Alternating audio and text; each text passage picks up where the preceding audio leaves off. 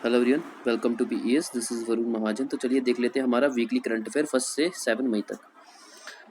तो पहला आर्टिकल हमारा रहेगा ब्रांड एम्बेसडर्स के बारे में। तो यहाँ पे यही बोला गया, आयुष्मान खुराना की बात की गई है। तो आयुष्मान खुराना जो है, इनको वेक फिट लिमिटेड जो है उसके ब्रांड एम्बेसडर जो है वो अपॉइंट कर दिया गया है, पहली चीज़। दूसरी चीज़ अगर हम बात करें, ये बेसिकली इनको ब्रांड एम्बेसडर अपॉइंट किया गया जिसमें इनका काम यही होगा कि ये बेसिकली प्रमोट करेंगे स्लीप की जो है कि इंपॉर्टेंस के बारे में बताएंगे कि सोना जो है वो कितना हमारी सेहत के लिए जो है वो ठीक है, हेल्थ के लिए ठीक है। वही चीज़ यहाँ पे जो है ये बताएंगे कि इस ब्रांड को, ये जो ब्रांड एम्बेसडर बने हैं यहाँ से बेसिकली ये प्रमोट किया जाएगा, अवेयरनेस लोगों में फैलाई जाएगी कि हमें जो है सोना चाहिए, जिससे कि हमारी हेल्थ वगैरह ठीक होगी। और आपको पता है कि आज के टाइम पे जो है मॉडर्न कंटेक्स्ट में सोना कितना इंपॉर्टेंट है। अच्छा, फिर हम बात करते हैं, नेक्स्ट आया था हमारा टॉपिक लेते हैं हमारी कौन सी 1 से 7 मई के बीच में हमें इंपॉर्टेंट समिट्स देखने को मिलती है। तो इस हफ्ते हमें जो समिट्स इंपॉर्टेंट देखने को मिलती है वो आती है जी मशीन कैन सी 2023 समिट की बात करते हैं। तो ये जो हमारी समिट है ये ये आप देख सकते हो कि यूएई जो गवर्नमेंट है उनके द्वारा ये समिट जो है वो ऑर्गेनाइज करवाई गई। तो ये देख सकते हो 4 मई को इस समिट को ऑर्गेनाइज करवाया गया था। कहाँ पे ये इंपॉर्टेंट है, म्यूजियम ऑफ द फ्यूचर जो कि दुबई, यहाँ पे इसको ऑर्गेनाइज करवाया गया था। एक इंटरनेशनल कॉन्फ्रेंस है जो हम ये बोलेंगे आर्टिफिशियल इंटेलिजेंस पे जो है ये हम बात करती है। तो हम ये बोलेंगे, इसको हम बात करेंगे कि इसको ऑर्गेनाइज करवाया गया इस समिट को इन द पार्टनरशिप विद, देख सकते हो, आर्टिफिशियल इंटेलिजेंस, यही digital economy and remote work application office and machine कैंसी कंपनी। तो अब देख सकते हो ये जो है इनके द्वारा जो है इस कॉन्फ्रेंस को ऑर्गेनाइज करवाया गया। बट आपके लिए इंपॉर्टेंट यहाँ पे यही बनता, बस यही याद रखो इसमें इंपॉर्टेंट जो है, पहले तो ये याद रखो मशीन कैंसी समिट जो है किसके द्वारा जो है वो ऑर्गेनाइज करवाई गई है, यूएई के गवर्नमेंट के द्वारा। और आप ये याद रखो हुई कहाँ पे, ये museum of the future Dubai में हुई है। ठीक है, तो इसी के बारे में, और बाकी कॉन्फ्रेंस जो किसके बारे में, आर्टिफिशियल इंटेलिजेंस के बारे में, तो उसी के बारे में बात करती है। तो बस यही इंपॉर्टेंट है, इसके बारे में यही याद रखो, बाकी चीज़ें जो है वो स्किप भी कर सकते हो। अच्छा, नेक्स्ट आगे national mission for clean Ganga की बात करते हैं। तो आपको पता है national mission for clean Ganga में यही है कि हमें गंगा रिवर जो है उसको जो है पोल्यूट नहीं करना, उसको रिजुविनेट करना, उसको वापस अपने ओरिजिनल हेल्थ में जो है वो लेकर आना है। तो यहाँ पे वही देखा, national mission for clean Ganga जो है यहाँ पे यही देखा, इस मिशन को जो है हम बोलेंगे कि इन एसोसिएशन विद यही national institute of urban affairs. तो इसके द्वारा ये ऑर्गेनाइज किया गया है हमारा यही मिशन, जिसमें क्या किया जाएगा, यही कि जो हमारी रिवर्स है उनकी हेल्थ वगैरह जो है वो ठीक रखनी है। ठीक है, तो वो उसके बारे में बात की गई है। तो आप देख सकते हो कि इसमें पार्टिसिपेशन की गई है डिफरेंट डिफरेंट एम्बेसीज जो हमारी कंट्रीज़ की, या हाई कमीशन जो हमारी कंट्रीज़ की, वहाँ से जो है पार्टिसिपेशन आई है। वर्ल्ड बैंक, एडीबी, जेआईसीए, तो इनके द्वारा भी पार्टिसिपेशन जो है वो देखने को मिली है। अच्छा जी, अब हम देख लेते हैं, नेक्स्ट देख लेते हैं, हमारा टॉपिक रहेगा इंपॉर्टेंट अपॉइंटमेंट्स की बात कर लेते हैं। तो अब इम्पॉर्टेंट अपॉइंटमेंट्स में अगर हम देखें तो अजीत कुमार मोहंती। तो अजीत कुमार मोहंती जो है, हम इनकी बात करें तो इनको ही has been appointed as a chairman of the atomic energy commission. तो अभी रिसेंटली अटॉमिक एनर्जी कमीशन जो है उनके चेयरमैन जो है इनको अपॉइंट कर लिया गया, पहली चीज़। दूसरी चीज़ अगर हम याद रखें तो हम बोलेंगे Bhabha Atomic Energy Centre director Ajay Kumar Mohanty has been appointed as a chairman of the atomic energy Commission and the secretary of the Department of atomic Energy for a tenure up to the age of 66 years. यानी कि आप देख सकते हो, ये पहले जो है हम बात करें कि ये डायरेक्टर हैं। ठीक है, बाबा अटॉमिक एनर्जी सेंटर, इसके डायरेक्टर हैं। इनको रिसेंटली जो है वो अपॉइंट किया गया है as a chairman of atomic energy commission के। और ये बेसिकली अपना टेन्योर कब तक होल्ड करेंगे, 66 ईयर तक जो अपने टेन्योर को जो है वो होल्ड करेंगे। और बाकी इन्होंने रिप्लेस किसको किया, के एन व्यास जो है, इनको इन्होंने रिप्लेस करके ये अब चेयरमैन बन गए हैं अटॉमिक एनर्जी कमीशन के। तो अब ये देख सकते हो। बाकी हम ये बोलेंगे कि इनको बारक जो है, इनके डायरेक्टर जो है इनको अपॉइंट किया गया था 2019 मार्च में। ठीक है, तो ये भी अपन का आइडिया रख सकते हो। नेक्स्ट देखते हैं अजय बंगा जी के बारे में। तो रिसेंटली अभी अजय बंगा जो है इनको अपॉइंट किया गया as a new president of world Bank के तौर पे। तो हम ये बोलेंगे Ajay Banga who is of Indian origin, ठीक है, has been officially selected as a new president of world Bank. हम बोलेंगे इंडियन ओरिजिन है और इनको वर्ल्ड बैंक के रिसेंटली जो है वो प्रेसिडेंट जो है वो सिलेक्ट कर लिया गया है। बाकी हम बात करें कि इन्होंने सेलेक्ट किया 25 member executive board of world bank, elected Ajay Banga who previously served as a CEO of Mastercard to hold the position for a period of 5 year starting from the June 2। तो बेसिकली यहाँ पे यही बोला गया कि world bank जो है उनकी 25 मेंबर एग्जीक्यूटिव बोर्ड जो है उनके द्वारा जो बांगा जो है उनको जो है वो प्रेसिडेंट बनाया गया वर्ल्ड बैंक का।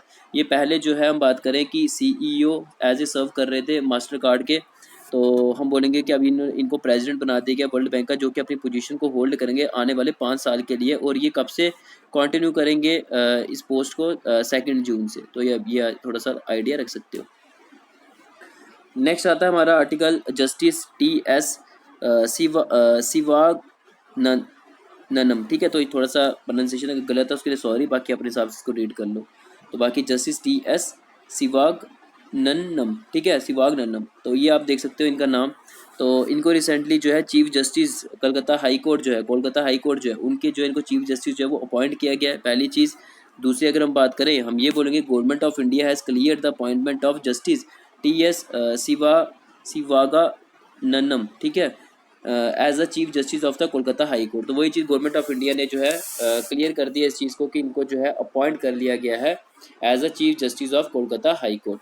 तो हम ये बोलेंगे कि ये सीनियर मोस्ट जज हैं जी कलकत्ता हाई कोर्ट के। तो ये भी आप इनके बारे में याद रख सकते हो, जिनको रिसेंटली अभी कोलकाता हाई कोर्ट के जो है वो चीफ जस्टिस जो है वो बनाया गया। तो प्रेजेंटली अभी वो क्या सर्व कर रहे थे, as a acting chief justice of Calcutta high court जो है एज ए ये मतलब कि पोस्ट को जो है वो होल्ड कर रहे थे। अब रिसेंटली उनको जो है वो चीफ जस्टिस बना दिया गया कोलकाता हाई कोर्ट का। तो ये आप हल्का सा आइडिया इनके बारे में रख सकते हो।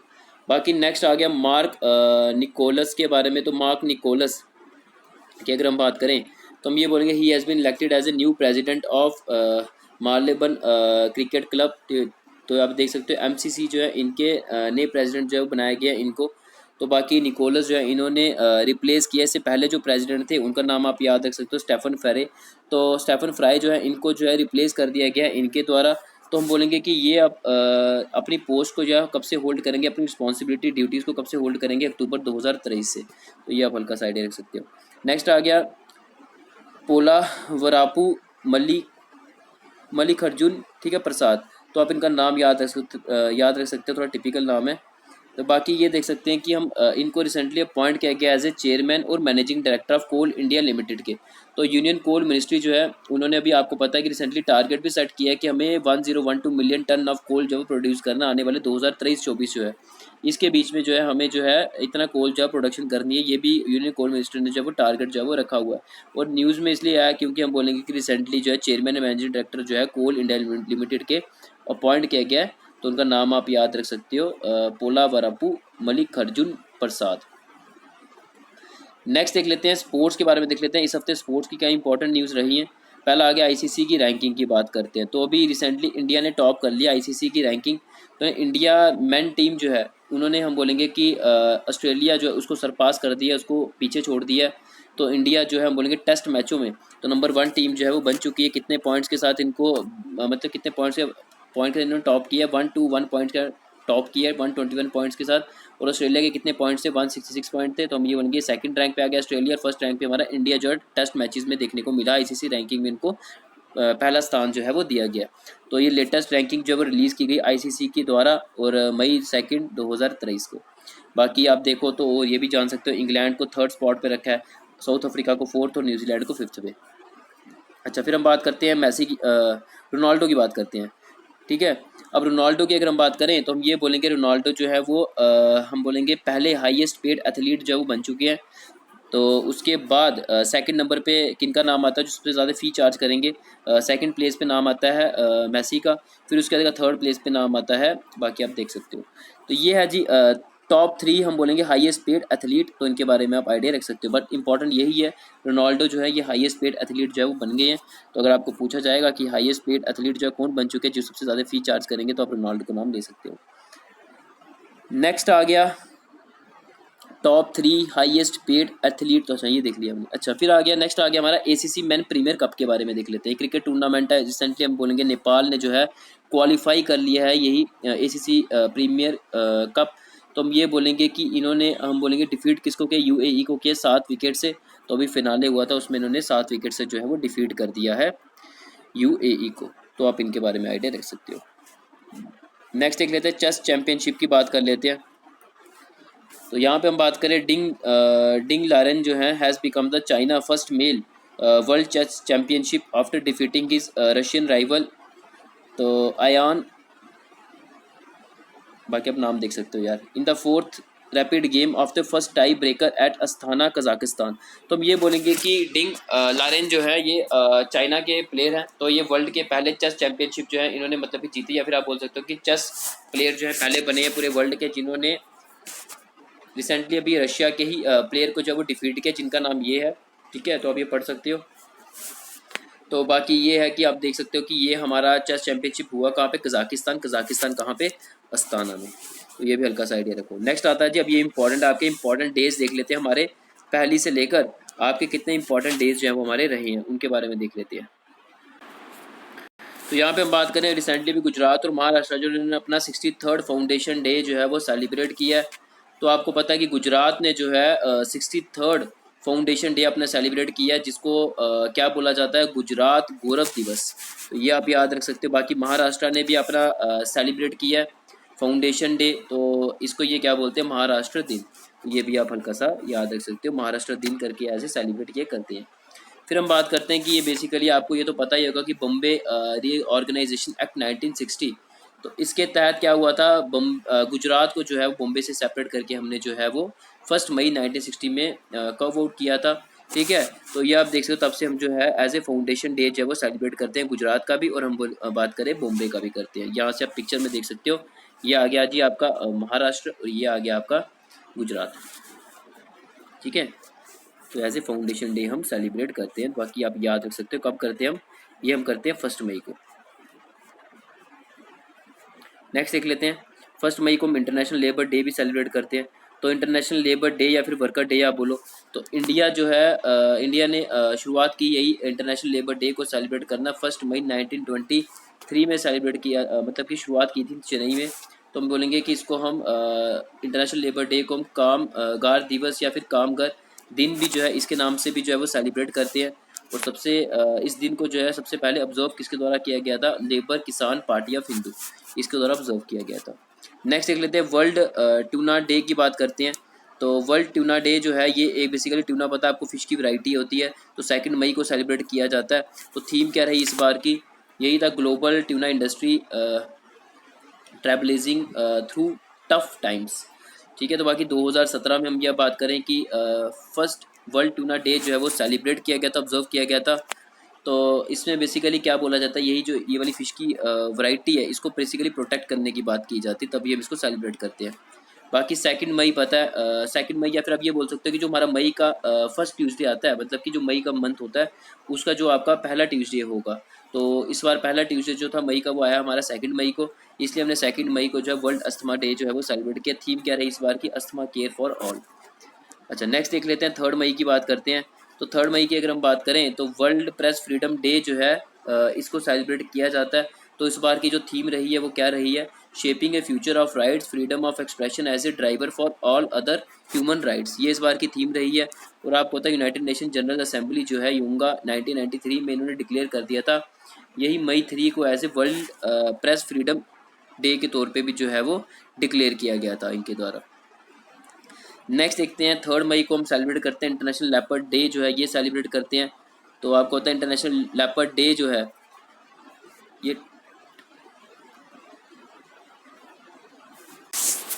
ये बेसिकली थोड़ा ठीक कर लेना, ये इंटरनेशनल लेपर्ड डे है। ठीक है, तो डे कर लेना इसकी जगह, ये डे कर लेना। तो इंटरनेशनल लेपर्ड डे जो है एक एनुअल इवेंट हर साल जो है इसको सेलिब्रेट किया जाता है। 3 मई 2023 को इस बार जो है वो सेलिब्रेट किया गया। तो आप देख सकते हो कि इसमें हमने आपको पता हमने एक पोर्टल भी लॉन्च किया है फॉर द लेपर्ड्स के लिए पर्टिकुलर, तो वो इंटरनेशनल लेपर्ड डे .org। तो ये किसके द्वारा लाया गया है, केप लेपर्ड ट्रस्ट के द्वारा इस पोर्टल को लाया गया है। तो आप ये देख सकते हो कि इंटरनेशनल लेपर्ड डे जो है एक एनुअल इवेंट होता है जो कि हर साल जो है हम इसको ऑब्जर्व करते हैं। इस बार वही थर्ड मई को ऑब्जर्व किया जाता है। तो हम बोलेंगे कि अगर स्टेटस की मैं बात करूं लेपर्ड की, तो 2018 में क्या स्टेटस रहा इंडिया में, तो आपको पता है 13,000 जो है इसकी पॉपुलेशन हमें देखने को मिलती है, जो कि हाईएस्ट पॉपुलेशन में अगर हम बात करें तो मध्य प्रदेश में, सेकंड पे कर्नाटक और तीसरे पे आता है महाराष्ट्र। नेक्स्ट देखते हैं, 4 मई की बात करते हैं। 4 मई को हम क्या करते हैं, कोल माइनर्स डे के तौर पे सेलिब्रेट करते हैं। और आपको पता है इंडिया की डोमेस्टिक कोल प्रोडक्शन जो है वो हमें हम ये बोलेंगे इंक्रीज़ हुई है हमारी, कितनी 22% से इंक्रीज़ हुई है अगर लास्ट 5 साल से देखा जाए। तो हम ये बोलेंगे कोल माइनिंग की अगर मैं बात करूँ उसकी लॉन्ग हिस्ट्री रही है डेटिंग बैक 16th सेंचुरी से अगर हम बात करें जब जॉर्ज ब्रूस जो थे हमारे स्कॉटलैंड के, इन्होंने पहला कोल माइन जो है 1575 में जो है ओपन किया था। ठीक है, तो हम बोलेंगे कि एक लॉन्ग हिस्ट्री रही है हमारी कोल माइनिंग की। तो आप अगर 16th सेंचुरी बैक जाकर भी देखो, पीछे जाके देखो, तो आपको पता चलेगा जॉर्ज ब्रूस जो स्कॉटलैंड के, उन्होंने पहली कोल माइन जो है वो ओपन की थी 1575 में। तो बस अब यही याद रखो कि हमारा कोल माइनर्स डे जो है सेलिब्रेट किया जाता है, कब किया जाता है, 4 मई को किया जाता है। और आपको पता है इस बार जो हम ये बोलेंगे लास्ट 5 साल से हमारी जो है कोल की प्रोडक्शन भी इंक्रीज होती हुई नजर आई है 22% से। अच्छा, अब नेक्स्ट आता हमारा ये 7 मई की अगर हम बात करें, तो 7 मई को बेसिकली वर्ल्ड एथलेटिक डे जो है वो सेलिब्रेट किया जाता है। तो वर्ल्ड एथलेटिक डे जो है, इसकी थीम क्या रही इस बार की, आप देख सकते हो, athletic for all in new beginning, ये इस बार की जो है वो थीम रही है। तो ये थे जी आपके इम्पॉर्टेंट डे से। अब थोड़े इंपॉर्टेंट इंडेक्स देख लेते हैं, कौन कौन से हमारे इस हफ्ते के इंपॉर्टेंट इंडेक्स रहे हैं। पहला आता है वर्ल्ड प्रेस फ्रीडम इंडेक्स की बात करते हैं, तो इंडिया का जो है वो रैंक कितना रहा है हमारा वर्ल्ड प्रेस फ्रीडम इंडेक्स में, तो मतलब 161 रैंक रहा है। तो इंडिया का जो रैंक 2022 का कितना था, 150 था, इस बार देख सकते हो 161 आ गया। तो फिर हम बात करें टॉप 3 कंट्रीज़ जो है वो कौन सी रही है इस इंडेक्स में, नॉर्वे, सेकंड पे आयरलैंड, तीसरे पे आती है डेनमार्क। और बॉटम 3 कंट्रीज़ कौन सी आती है, वियतनाम, फिर चाइना, फिर नॉर्थ कोरिया। अच्छा, फिर हम बात करते हैं इस बार का 21st एडिशन था हमारा वर्ल्ड प्रेस फ्रीडम इंडेक्स का, जो कि रिलीज़ किया गया हम बोलेंगे रिपोर्टर्स विदाउट बॉर्डर, इनके द्वारा जो है वो रिलीज़ किया गया है 21st एडिशन जो हमारा वर्ल्ड प्रेस इंडेक्स का। अच्छा, फिर हम नेक्स्ट देख लेते हैं, हीट इंडेक्स की बात करते हैं। नेक्स्ट इंडेक्स है हमारा हीट इंडेक्स। तो आपको पता है कि इस बार गर्मी जो है बड़ी ज़्यादा जो है वो देखने को मिल सकती है। तो इंडिया ने जो है बोला है कि इंडिया लॉन्च करेगा अपना हीट इंडेक्स जो है वो नेक्स्ट ईयर जो है इसको लॉन्च कर दिया जाएगा। बेसिकली हम ये देख रहे हैं कि इम्पैक्ट हीट का जो है कहीं कहीं से कई रीजन्स ऐसे जहाँ पे इसका अच्छा खासा इम्पैक्ट जो है वो देखने को मिल सकता है। तो बेसिकली यहाँ पे इंडिया ने इसलिए जो है अपना हीट इंडेक्स जो है वो रिलीज़ किया जाएगा आने वाले नेक्स्ट ईयर में, to quantify the impact of heat on its population and generate the impact based heat wave alert for specific location। यानी कि यहाँ पे जो भी डाटा निकाला जाएगा कि कौन कौन से रीजन में जो है हीट का इम्पैक्ट पड़ सकता है, वहाँ के जो रहने वाले जो लोग हैं उनकी पॉपुलेशन जो भी है वहाँ की, उनके ऊपर इम्पैक्ट जो है वो पड़ सकता है, उसके लिए पहले ही अलर्ट जो है वो जारी कर दिया जाएगा उस पर्टिकुलर लोकेशंस में। ठीक है, तो फिर उसके बाद हम बात करते हैं इंडियन मेट्रोलॉजिकल डिपार्टमेंट जो है, Indian metrological department began issuing an experimental heat index for different part of the country last week. तो आपको पता पिछले हफ्ते यही आईएमडी जो है इन्होंने इशू किया था, यही हीट इंडेक्स जो है एक्सपेरिमेंटल बेसिस में लाया था। इसमें बताया गया था डिफरेंट डिफरेंट लोकेशन में जो है हीट वेव्स का क्या इम्पैक्ट होगा, वहाँ की पर्टिकुलर पॉपुलेशन के ऊपर क्या इम्पैक्ट हमें देखने को मिल सकता है। तो बेसिकली एक्सपेरिमेंटल बेसिस में इन्होंने जो है ये इंडेक्स को जो है वो रिलीज़ किया था, ठीक है, पिछले हफ्ते ही। बट आपको एक प्रॉपर एक वेल इस्टेब्लिश इंडेक्स जो है वो देखने को मिल सकता है आने वाले नेक्स्ट ईयर में। अच्छा, फिर उसके बाद वही चीज़ लिखी है यहाँ पे जो मैंने आपको समझा दी कि एयर टेम्परेचर जो भी है, रिलेटिव ह्यूमिडिटी जो है वो सब कुछ ये डिटरमाइन किया जाएगा कि कितनी गर्मी जो है वो हो रही है, कितनी हम फील कर रहे हैं, तो उसको बेसिकली जो है वो डिटरमाइन किया जाएगा इस इंडेक्स के थ्रू। अच्छा जी, अब हम देख लेते हैं कुछ मिसलेनियस इन्फॉर्मेशन देख लेते हैं। पहला तो आता है जी मोचा साइक्लोन जो है उसके बारे में बात की जाती है। तो इसकी अगर हम बात करें, ये हमारा साइक्लोन सबसे पहला 2023 का पहला साइक्लोन जो है ये बन जाता है। तो ये बोला गया है कि ये अनसीजनल रेनफॉल थोड़ी हुई है, या फिर ठीक है, कुछ हमारे जो पार्ट्स हैं इंडिया के वहाँ पे, जिसके कारण हम बोलेंगे कि ये हमारी रेनफॉल जो है वो नहीं आनी चाहिए थी, बट ऐसी कुछ अनसीजनल रेनफॉल हमें देखने को मिली, जिसके कारण हम बोलेंगे कि कुछ हमारा जो साइक्लोन की फॉर्मेशन होती है, हमारा इस साल का पहला साइक्लोन की फॉर्मेशन होती है। तो आप देख सकते हो जो कि 6 मई को हमें देखने को मिलती है near the bay of Bengal. और इम्पॉर्टेंट क्या आपके लिए, इम्पॉर्टेंट आपके लिए यही है कि इस नाम को जो है वो रिकमेंड किसने किया है साइक्लोन के, यमन ने जो है मोचा साइक्लोन जो है इसका नाम जो है वो रिकमेंड किया है। अच्छा, फिर हम बात करते हैं, नेक्स्ट आता है जी बिहान मेला की बात आती है। बिहान मेला जो है इसको सेलिब्रेट किया जाता है उड़ीसा में। तो यही कोंद ट्राइबल कम्युनिटी जो है हमारी, यही निहागरा डिस्ट्रिक्ट जो हमारी उड़ीसा की, ये सेलिब्रेट करती है यही बिहान मेला। तो ये बेसिकली रेफर किया गया एक सीड फेस्टिवल है। यहाँ पे हम ये बोलेंगे कि इसकी प्रिपरेशन जो है वो शुरुआत की जाती है जब फार्मर जो है वो हार्वेस्ट करता है, यही खरीफ क्रॉप हो गया, जिसमें आपके हाइब्रिड और indigenous varieties of paddies, millet, mess वगैरह सब कुछ ये आते हैं। ठीक है, तो बस यही याद रखो, आपको यही पूछा जाएगा कि ये जो हमारा फेस्टिवल है ये जो बिहान मेला जो है, ये बेसिकली एक सीड फेस्टिवल है। ये कौन सी ट्राइबल कम्युनिटी जो है इसको सेलिब्रेट करती है, तो सही आंसर है कोंद ट्राइबल कम्युनिटी जो है इसको सेलिब्रेट करती है, जो कि उड़ीसा की रहने वाली है। तो हम ये बोलेंगे जो थोड़ा बहुत अगर मैं ट्राइबल कम्युनिटी की बात करूँ तो कोंद ट्राइबल जो ग्रुप है बेसिकली ये फाउंड होता है हमारा hills and jungle of Orissa in the eastern India, यहाँ पे ये देखने को मिलता है। फिर हम बात करते हैं नेक्स्ट आर्टिकल है पेमेंट कार्ड्स की बात कर लेते हैं। तो इंडिया और रशिया जो है इन्होंने एग्री कर लिया कि ये क्या करेंगे, ये जो भी ट्रांजैक्शंस करेंगे, जो भी ये ट्रेड करेंगे अपने ही कार्ड में जो है वो करेंगे। रुपए और मीर जो ये हमारे पेमेंट कार्ड है इसी में ही ट्रांजैक्शन वगैरह इन दो के बीच में जो है वो की जाएगी। तो वही यहाँ पे लिखा India and Russia have agree to explore the possibility of accepting each other payment card. तो दोनों जो है एक दूसरे के पेमेंट कार्ड को जो वो एक्सेप्ट करेंगे, यानी कि रुपए और मीर को। फिर हम बात करते हैं रीज़न यही है कि हम देखते हैं कि डॉलर वगैरह कभी क्या होता है जी, कभी स्ट्रॉन्ग हो जाता है, कभी वीक होता है, तो उसका इम्पैक्ट हमारी बाकी कंट्रीज़ पे देखने को मिलता है। तो इसलिए हम चाहते हैं कि हम अपनी ही डोमेस्टिक करेंसी जो है उसी में ही ट्रेड करें। वैसे ही दूसरी कंट्री भी चाहती है कि हम भी अपनी डोमेस्टिक करेंसी में ही ट्रेड करें, डॉलर का यूज़ ना करें, क्योंकि डॉलर पे कोई इम्पैक्ट आता है बाकी उनके ट्रेड पे भी इम्पैक्ट जो है वो देखने को मिलता है। इसलिए बेसिकली यहाँ पे यही बोला गया कि दो कंट्रीज़ ने बोला कि एक हैसल फ्री पेमेंट होना चाहिए दो कंट्रीज़ के बीच में। तो इसलिए इन्होंने बोला कि अपने ही पेमेंट कार्ड में जो है वो ट्रांजैक्शन वगैरह जो है वो की जाएगी, ट्रेड वगैरह जो है वो किया जाएगा किसके बीच में, इंडिया और रशिया के बीच में। नेक्स्ट देख लेते हैं नागालैंड स्टेट पुलिस की बात करते हैं। यहाँ पे नागालैंड स्टेट पुलिस की अगर हम बात करें तो हम ये बोलेंगे कि नागालैंड गवर्नमेंट जो है सेटअप की एक हाई लेवल पावर कमेटी जो है वो एक सेटअप की गई, जिसका काम यही होगा कि नागालैंड की जो पुलिस है वहाँ की स्ट्रक्चर जो है उसको देखा जाए, वहाँ पे प्रॉपर एक रीऑर्गेनाइजिंग की जाए, उनकी प्रॉपर पुलिस में रीस्ट्रक्चरिंग की जाए, रीऑर्गेनाइजिंग की जाए। तो उसके लिए नागालैंड गवर्नमेंट ने क्या किया, कमेटी को जो है वो सेटअप किया है, और उस कमेटी को जो हेड करेंगे डीजीपी नागालैंड के, नाम याद रख सकते हो आप, रुपिन शर्मा जी। ये इसको कमेटी को हेड करेंगे, अलॉन्ग विद 8 मेंबर्स और होंगे इस कमेटी में। तो ये जो कमेटी बेसिकली वही रिव्यू करेगी जो एग्जिस्टिंग स्ट्रक्चर है या फंक्शनिंग जो भी हो रही है पुलिस डिपार्टमेंट में नागालैंड के, तो वो बेसिकली उस स्ट्रक्चर को या फिर फंक्शनिंग जो है वो प्रॉपर देखी जाएगी। अगर थोड़ी चेंजेस लानी तो फिर में चेंजेस वगैरह जो है वो थोड़ा बहुत लाया जाएगा, यानी कि रीफंक्शनिंग की जाएगी, रीस्ट्रक्चरिंग की जाएगी।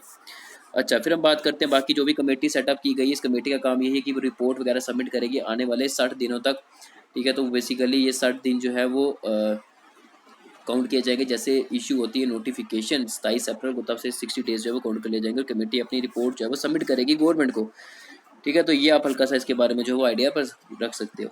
नेक्स्ट देख लेते हैं G20 tech sprint global technology competition की बात करते हैं। तो यहाँ पे ये देखा आरबीआई और बैंक फॉर इंटरनेशनल सेटलमेंट जो है BIS, इन्होंने लॉन्च किया G20 टेक स्प्रिंट, एक ग्लोबल टेक्नोलॉजी कंपटीशन जो है ये लॉन्च किया गया। 4th एडिशन हमारा G20 टेक स्प्रिंट का।